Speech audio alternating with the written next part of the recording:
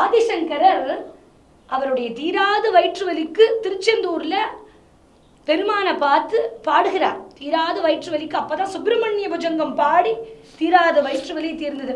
இது ஏன் இவ்வளவு ஏன் நடுவர் அவர்களே, சந்திராயன் 2 செயற்கைக்கோள் வெற்றிகரமா வானத்துல ஏவும் போது நான் வரேன்னு வேண்டிக் கொண்டார் இஸ்ரோ தலைவர் சிவன் அவர்கள்.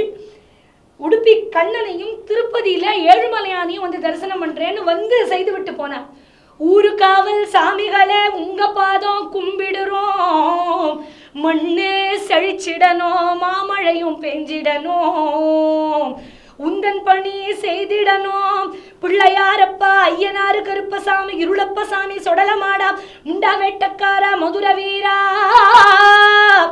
ஏரி முனியப்பா காட்டழகா கருப்பராயா 5 வீட்டு சாமி வள்ளியங்கிரியப்பா திருசடையப்பா சாத்தாயேர் அருணாச்சலா விருமாண்டியப்பா சுயம்புலிங்கசாமி பொத்துச்சாமி முத்துக்குட்டிச்சாமி தன்னாசி மாயாண்டி பேயத்தேவா வாசிமலையா ஒண்டிக்கருப்பா கட்டு வீர கருப்பழகா வாலகுருநாதா உய்யன சக்கப்பா காத்தவராயா காடேஸ்வரா மாந்தியப்பா கொன்னார் சங்கரா செல்வக்குமாரா சின்ன வீர பெரிய வீரா முன்னோட்டக்காரா இடும்பா குடும்பா காளியம்மா மாரியம்மா முத்து மாரியம்மா அங்காளம்மா குங்காளம்மா அத்தனூரம்மா ஆனூரம்மா வழுப்பூரம்மா பாரியூரம்மா பச்சையம்மா பட்டியம்மா தெங்காத்தா செல்லாண்டியம்மன் காமாட்சி மசிரியாத்தா சேலக்காரி ராக்காட்சியம்மா நெய்னாமலை பெருமாளே.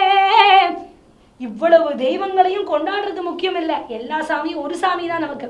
இத்தனை சாமிகளும் ஒரு ரூபாய் அமைந்தவளே ஆத்தாவே பாரத மாதாவே வணங்குகிறோம். பிரார்த்தனையினுடைய வலிமை அதிகம், பிரார்த்தனைக்குள்ளதான் பிரசாதம் அடக்கம்.